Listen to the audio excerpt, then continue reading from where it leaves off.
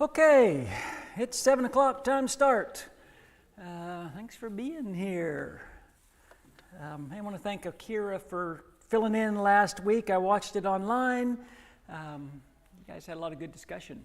It was a good class, which got us back up to getting ready to start 2 Samuel. But before we get there,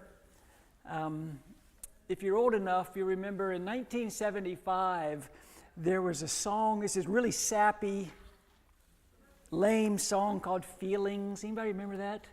Feelings, nothing more than feelings. The only reason I remember it because I had a friend named Felix, and we all went around going, Felix. But song about feelings, and then Boston claimed that it was more than a feeling in probably about 75, 76 as well. Then Aerosmith sang about sweet emotion, right? And then long before that, Smokey Robinson said that he would second that emotion. Tonight, I want to kind of tie some things into emotions, okay? And I don't know if you've ever seen this or not. You probably can't even make out, or you can't make out the words on that, as big as I could get it and fit it on a slide. But that is a wheel of emotion. That was a thing back in in fact, it was designed in 1980 by a psychologist named Robert Plutchik. It was a tool to describe, kind of the idea to say that every emotion you have can be kind of filtered back into one of 7 emotions, which are depressed, bad, being kind of depressed, fear, anger, disgust, sadness, happy, surprised.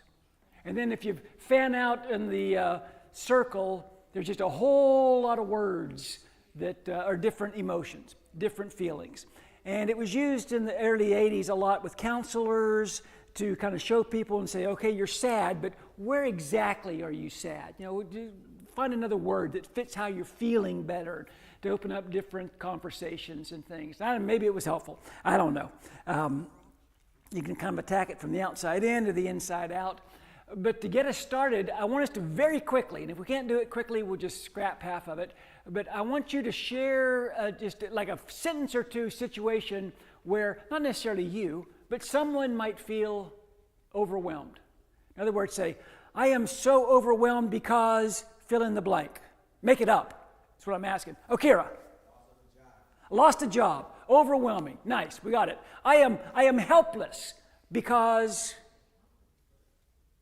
I feel helpless. Because the pipes burst and Jimmy's not at home. There you go. See, that's even better than frustrated. It's helpless, right? Content. I feel so content when... Say it again. Content. What a sentence when somebody feels content. Just finished Thanksgiving dinner. There's a lot of things we could put emotions after that. But yeah, content. Worried. I'm worried when my kids start driving. Worried / scared. Okay, lots of, okay. I feel inferior when, it might be a tougher one to all. You guys are all like overachievers. But make it up. I feel inferior when, I mean, that's an easy one for me. Got to go to a gym. Okay. I go to the gym and everybody can exercise more than me. Everybody's doing more than me. Very good. But I feel hopeful when the gym's empty. The what? When the gym's empty. When the gym's empty.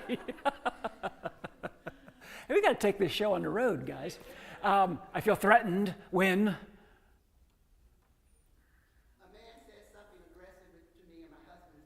okay, the man says something aggressive and my husband's not with me. See, I feel threatened when Martha's not with me and someone says something. But heartbroken, last one, heartbroken. I'm just heartbroken because watching the news. There you go. Okay. We all agree emotions play a huge role in our lives. And I'm sure that at some point in our lives, every single one of us, we've lived long enough, if you could see them, you could point to any emotion on that wheel and you could say, there was a time when I felt, that. There was a time when I felt that emotion. We are taking a very slow journey through the books of 1st and 2nd Samuel. We're throwing Chronicles and Psalms in there as well. The life of David. We have looked at his story enough, and we know his story well enough, that we could look at every one of those emotions on that wheel that you can't see, and you could say, I can tell a time in David's life when he felt this. There's a time in David's life when he felt overwhelmed, helpless, content, worried, all of those things. Sometimes David acted, sometimes David reacted. And tonight we're going to see a little bit of both, I think. So let's get us caught back up to speed. Like I said last week, Okira did a great job getting us through the end of 1 Samuel. As that chapter ends, remember the Philistines attacked. Saul is wounded. He falls on his own sword after his armor bearer refused to kill him. By the way, Jewish tradition, which isn't always reliable, but rabbinic literature claims that the armor bearer of Saul was Doeg. Remember Doeg? Yeah. Doeg, the Edomite? Yeah. The guy that killed the 85 priests and all the priests' families. Don't know if that's true or not, but that's what Jewish tradition says. 3 of Saul's sons die in battle. And not all of his sons die in battle, by the way, as we'll see later on. The Israelite army is soundly defeated. In fact, as the chapter comes to a close, it says the Israelite army had fled. When they learned that Saul and his sons had died, they abandoned their towns and fields, and the Philistines came and occupied them. So not only are they defeated, but they run away, and the Philistines come and live in their homes. The men of Jabesh Gilead ride through the night and give Saul and his sons a proper burial. Those were the men who probably remembered in better days when Saul saved them from having their eye put out. Remember way back then? And so they rescue the bodies. By the way, why risk your life for a corpse? This is a dangerous thing that the men of Jabesh Gilead did. Why would you risk your life to take down a corpse? Okay. To preserve the honor. Okay. That's what we, even in the military today, to this very day, if we have a fallen comrade on the battlefield, we will do everything that we can. I mean, the whole mission changes. It's like we're going to stop and recover that body. We're not going to leave it here for it to be desecrated or for them to do anything dishonorable to it. So we're going to bring it back no matter what costs. Yeah, and obviously somebody with a military background might understand that better than those of us who don't have that background, but I think you're exactly right. It's the right thing to do. Sometimes we need to do things just because it's the right thing to do. Another aspect of it that goes along with that is not only did they desecrate the body, they put it on display in the temple of their God. Mm-hmm. So it was a statement about their God versus God.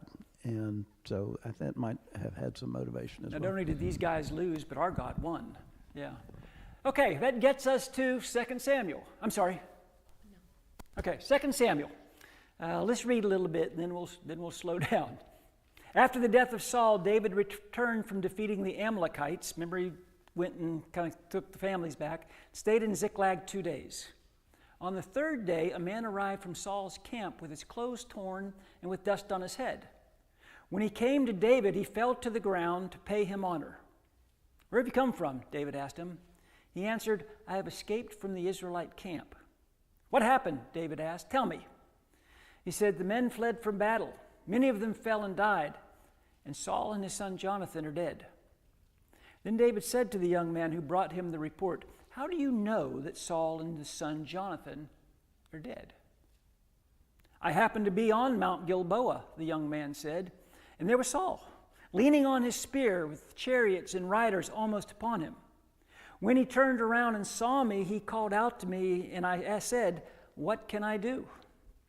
He asked me, who are you? "An Amalekite," I answered. Then he said to me, "Stand over me and kill me. I'm in the throes of death, but I'm still alive."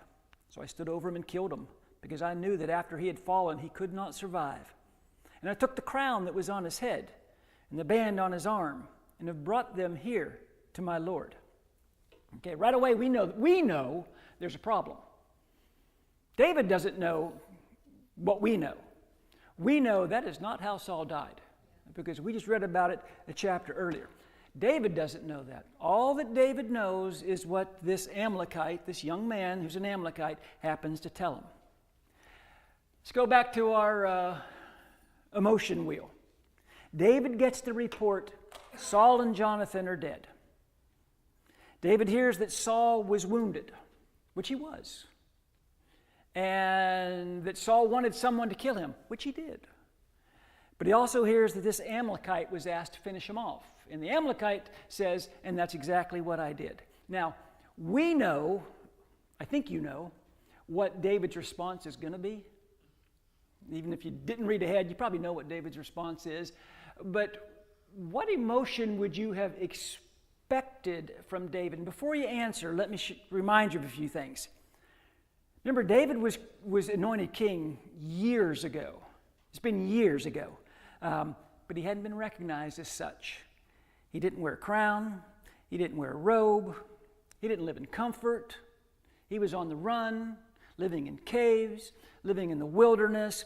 He'd killed Goliath, back in the day, and he'd killed his 10,000s, and he was a national hero for a while.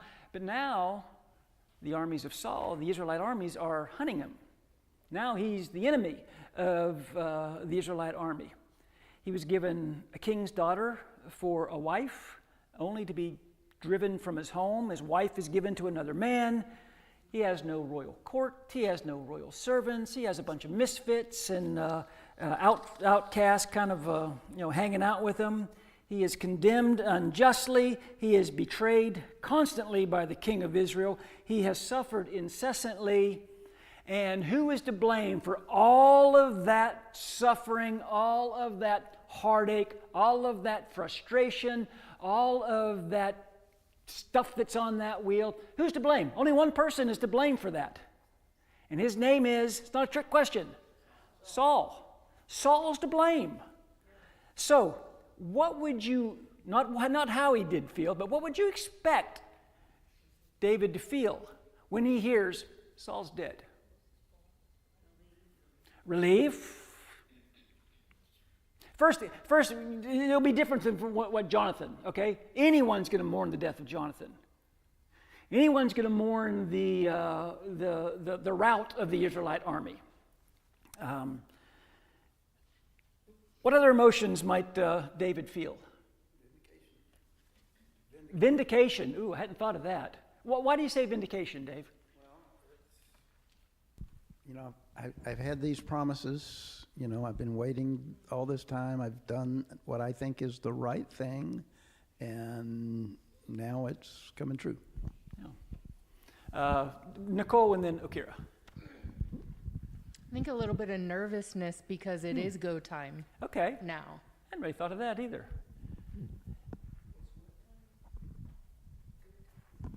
I think it really gets to the character of David and why God really chose him.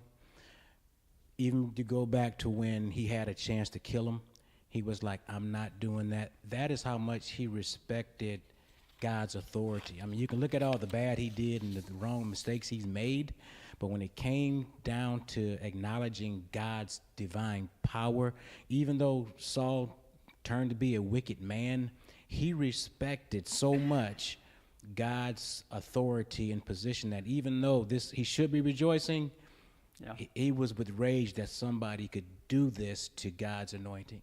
Yeah. Yeah, you read this story, and it would be so easy to celebrate kind of the end of your exile and to kind of rejoice that the wicked, the murderer Saul is, finally. Remember, David said, "I'm not going to kill him. He's going to die in battle, or God's going to take care of him. Something's going to happen to him," which now it's happened, right? It would be really hard not to kind of feel a little bit of gratitude for the man who said, "I'm the one that made that happen." I think anytime someone does something for many years and then it's time to go do something else, I'm with Nicole on a little apprehension, but I also think of that, I forget the word for it, but when the police, they're always having to keep on alert. Okay. And the adrenaline flows and Yeah. flows. And he was on alert because he was being Yeah. hunted by Saul's armies. So then for that to stop, I would think that he'd go through a serious change. Okay. Yeah, absolutely. Before we get to his reaction, because again, we know what his reaction is, we learn lessons from David all the time. Is there any lessons we might take from this Amalekite, this young guy, who shows up and says, I know he's dead because I killed him, but he wanted me to. I got his crown, by the way. Here's the crown to prove it. Any lessons we can learn from the Amalekite? Don't lie comes to mind. Don't what? Don't lie. Don't lie. There you go. He must have been nearby, though, and maybe even heard the exchange between Saul and his Okay. Well, he got the crown. because he knew. He had the crown and the armband. Yeah. He had part of the story correct. He said, I just happened to be on Mount Gilboa. Probably not. In the middle of a battle. You kind of get the impression, and this is just kind of supposition on my part, it almost is like I'm kind of looking for spoils. I just kind of happened on Saul. Hey, this is Saul. You kind of wonder, why didn't he sell the king's crown and the armband? Obviously, he thought it would be worth more to David than on the open market, I guess. But yeah, anything else that maybe we learned from the Amalekite? Know your audience. Okay? Yeah. You should have not have gone that route with David. Saul might have liked somebody killing the one who threatened him. David not so much in this case. I'll say this. I think a lot of times we're more like the Amalekite than we are like David, if I'm just really being honest with myself. Because I see a lot of people, and I see myself sometimes, how can I work this to my benefit? How can just like Carol said, most of this story's true. I'm just fudging a little bit. How can I kind of work this for, my glory and for my, advance myself?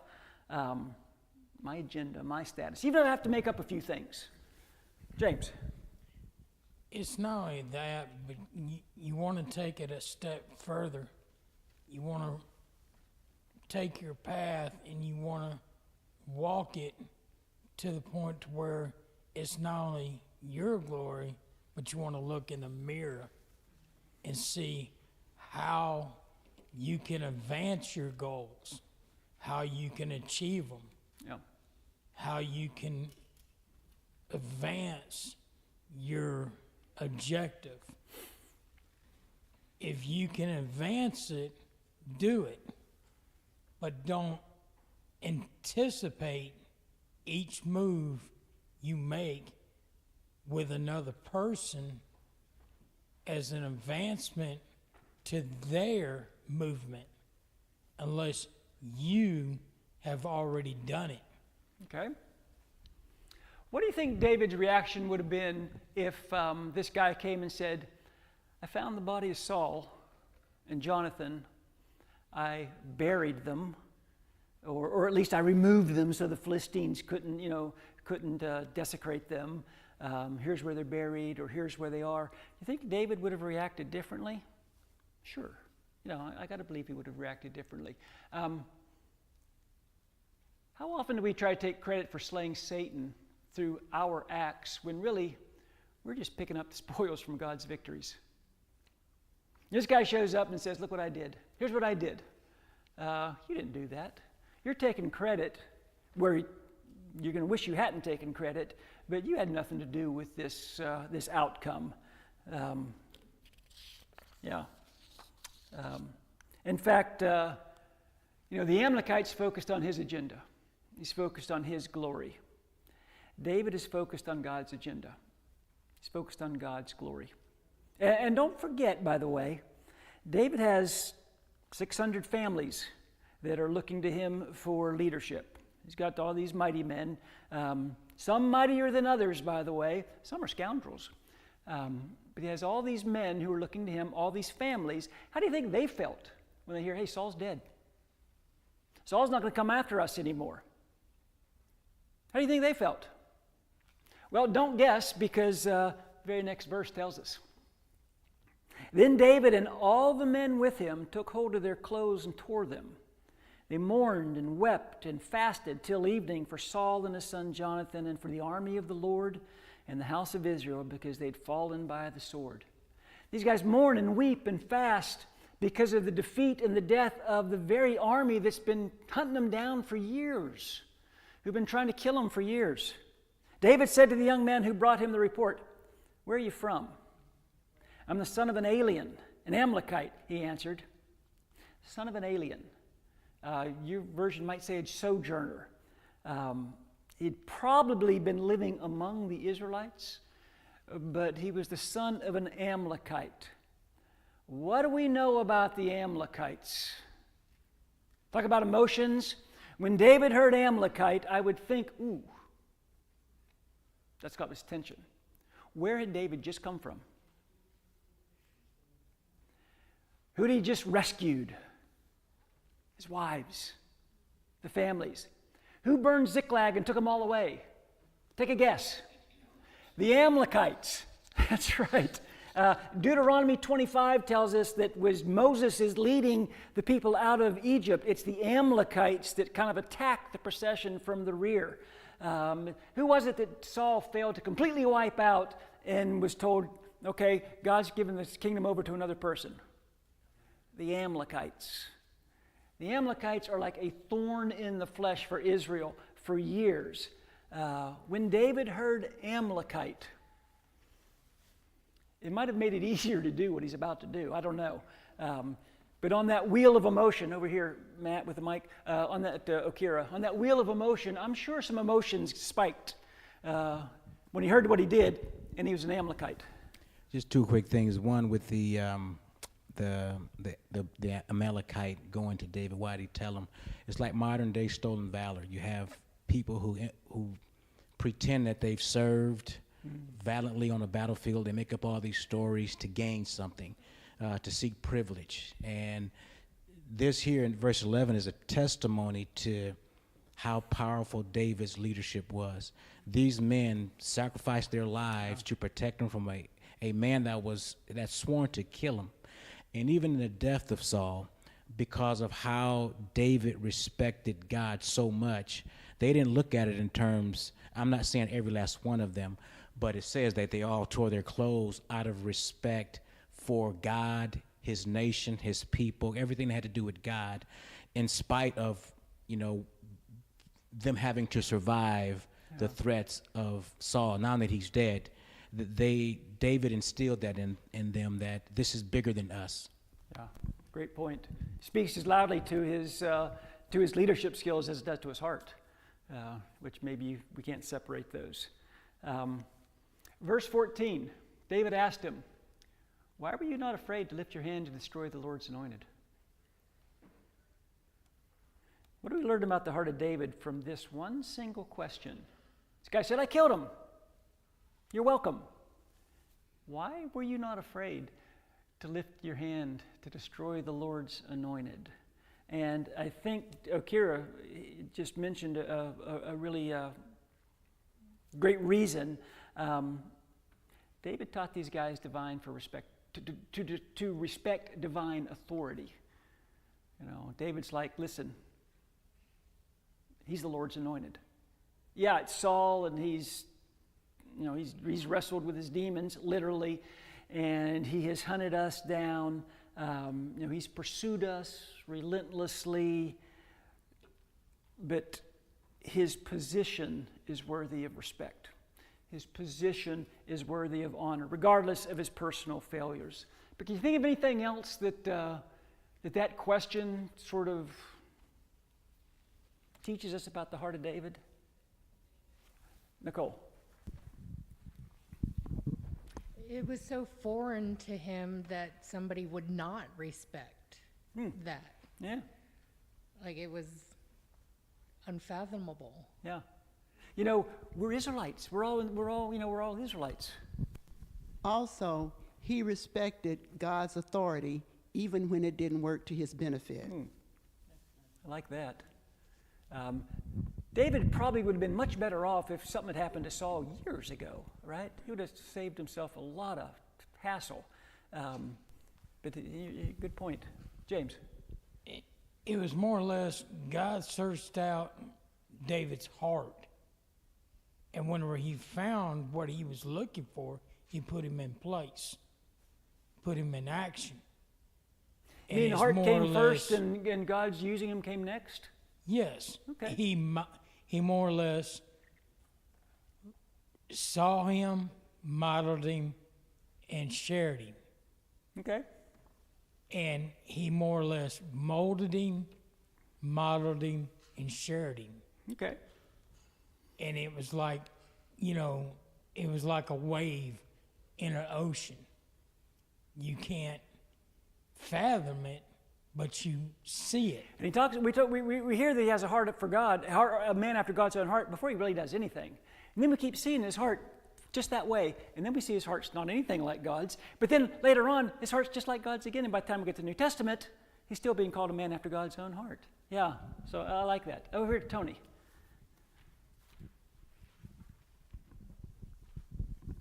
I think it's a good example of today when we have all different kinds of beliefs, policies in place of our presidents, governors, whoever it is that we may disagree with, we may not want to have anything to do with, but having that respect and loyalty because they are in a position of power and authority.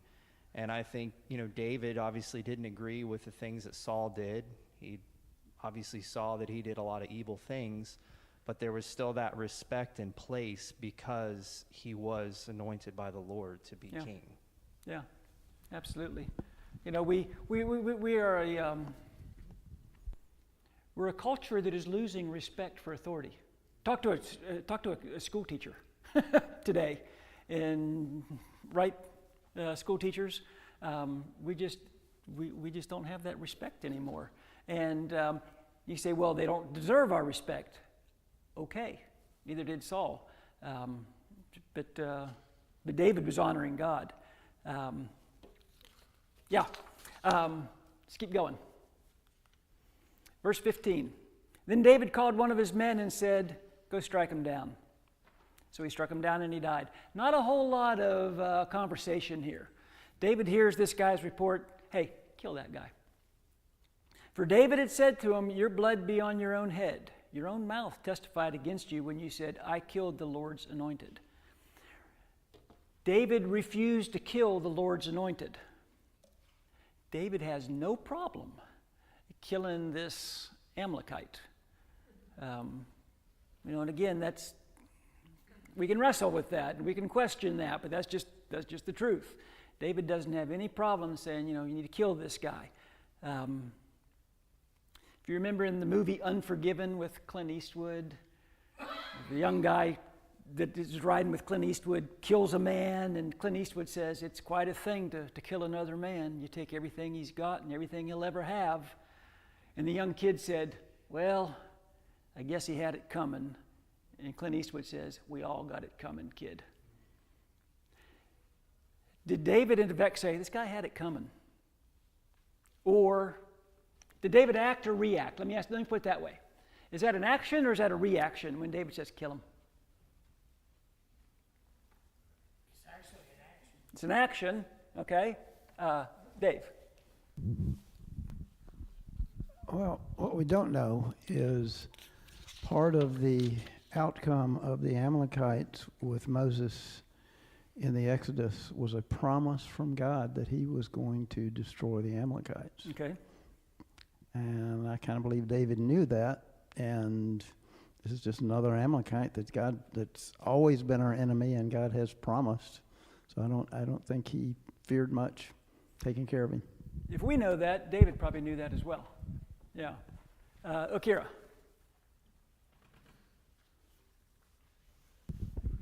I think it's clear in that scripture. He says, for your own mouth testified against you when you said, I killed the Lord's anointed. I mean, David, as a man of God, there is no other choice. I didn't want to do this, but the fact that you said you killed him, God's anointed, your words have judged you, and I have to act accordingly.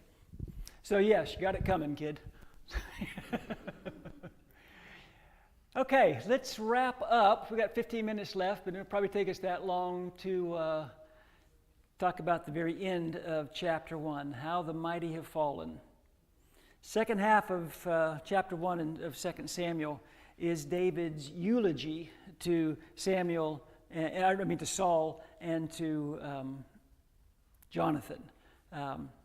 After all the evil that Saul has perpetrated towards David, after all the pain that David has suffered at the hands of Saul, all the running and being chased, it's amazing when we read this eulogy that there's no hint of David using any kind of language or tone, for that matter, that sort of tears down Saul or the house of Saul. David does not try to elevate himself by talking about, Saul got what was coming, and he wasn't very faithful, and the Lord left him, and all those things. He never says that, even though David by this time knows that Abner and Ishbosheth are already in the northern tribes. There's going to be a civil war going on, and David knows, okay, I'm not a shoo-in now, and he's not, by the way.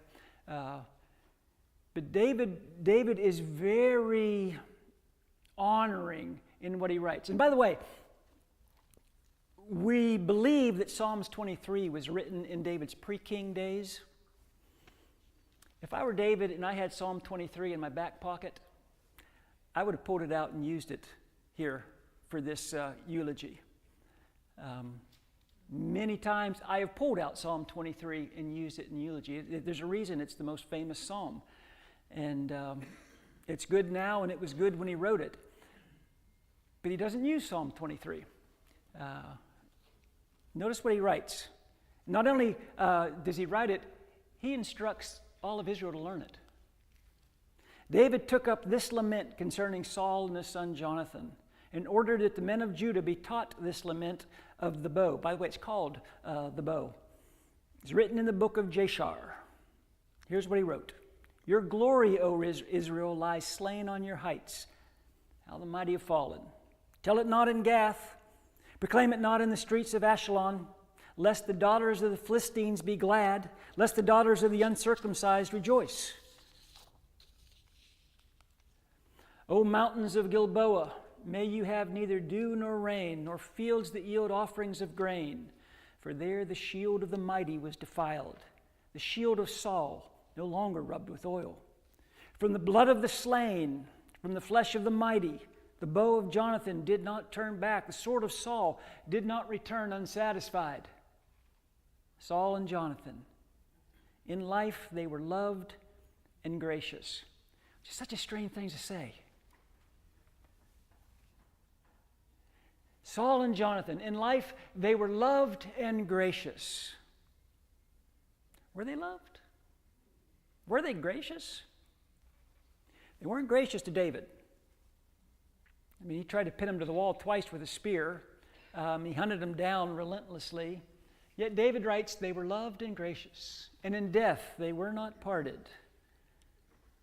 They were swifter than eagles. They were stronger than lions. O daughters of Israel, weep for Saul, who clothed you in scarlet and finery, who adorned your garments with ornaments of gold. How the mighty have fallen in battle. Jonathan lay slain on your heights. I grieve for you, Jonathan, my brother. You were very dear to me. Your love for me was wonderful, more wonderful than that of women. How the mighty have fallen. The weapons of war have perished. Lessons from David's lament. What do you take away, Renee, from what David wrote in his eulogy? How many of us have gone to a funeral and heard a eulogy and thought, that's not that scoundrel in that casket right there? Okay, so I didn't want to say that. who are y'all talking about? Am I at the wrong funeral today? Everybody was wonderful and everybody's going to heaven, right? If you've ever been to a funeral, yeah. Yeah. What else is kind of your takeaway, your moment from, positive, negative? By the way, I'm glad that maybe I shouldn't be glad. That'd be a great thing to memorize, I guess, but I've never thought to memorize that. Maybe it's possible that's how he wished he thought of Saul. Okay. Jonathan, I believe he meant the words. Yeah. I think everything he said about Jonathan was heartfelt and absolutely sincere. But in all these years of not committing not to hurt Saul, not to, you have to develop feelings. Okay, you're right. There was a reason why he said, I'm not going to kill him a couple times. At least 2 times he said, I got a chance right now. I will not do it. And maybe, and I read it here, but maybe that's exactly how he felt. Good thought.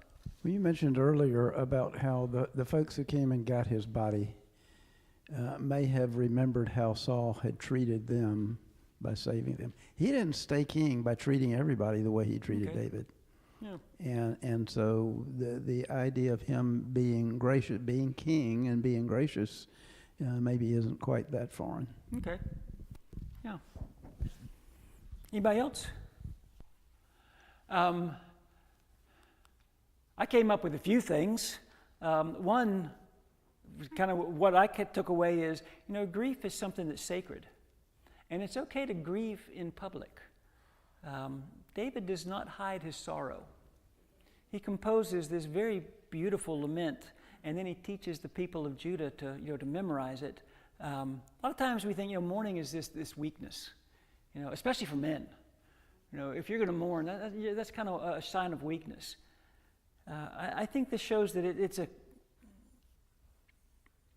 communal, maybe even spiritual act among people to grieve together. I think there's something very, very uniting when we grieve together, something very connecting when we grieve together, something about being vulnerable with each other that I think is a kind of a good takeaway for me, at least. Honor even in conflict. Again, we kind of talked around that several times. David calls Saul the glory of Israel. Again, he respects the role, even if the relationship with the person is strained. And then obviously with Jonathan, deep friendships are worth celebrating. What he says about Jonathan is absolutely heartfelt, and it is absolutely heartbreaking. If you kind of understand the relationship that they had, the depth of that bond, it's kind of a reminder of the value of loyal, true friends. The other thing that comes to mind, Tim, is if there's any relatives in the audience while he's giving the eulogy, just out of respect for them, you don't want to bring out all the negatives, so you bring out the positives. These people have to live with, that their relative was a scoundrel, that he tried to kill David, that he was really nuts. He would go nuts. He had problems with his head that David would try to calm down with his music playing. So, you're given a eulogy, and you have to think of those that are still alive and that are listening to it. So true with all of us. That saying that words once spoken can only be forgiven, they cannot be taken back. We do well to remember that. Okira. I think this is a prime example to your point about giving funerals. If you ever preside over a funeral, your number one role is to console people. Regardless of that person's life, they could be old grumpy, stumpy Oscar the Grouch, but that moment is not to put down all the negative. Saul had a lot of negative, but there are some good aspects of him. It's just that this story is specifically teaching us about God's divine authority so happens when you disobey.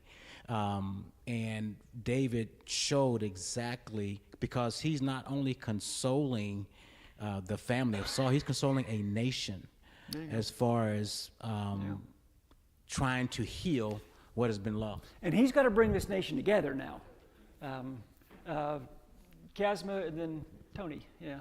Or Tony and then Chasma, whatever. I think this passage reminds me of what Jesus said on the Sermon on the Mount when he says, love your enemies and pray for those who persecute you. Saul was an enemy, and based on what he's saying here, there was still some love there. Yeah. And, he was heavily persecuted. Yeah. And so, you could look to this scripture as almost, what Jesus was saying in those verses. Do it like that. Yeah. Chasma. Not for nothing, but this just reminds me that this is one of the reasons that God calls David a man after his own heart. Because if you can think of how God would see us, and yet he unconditionally loves us, then you see how David has stuck with God's will all these years, and he has not relented. Whenever he had an opportunity to step up, that's what he did, loving Saul in spite of who Saul was. Yeah, great point. I'm glad you said that, because we're so quick to say, we're such a terrible person and we did make all these mistakes. Why would he ever be given the benefit of the doubt? And I look at how God views me, who've made so many mistakes and, as such a sinner. And, I'm thankful for grace. And, James.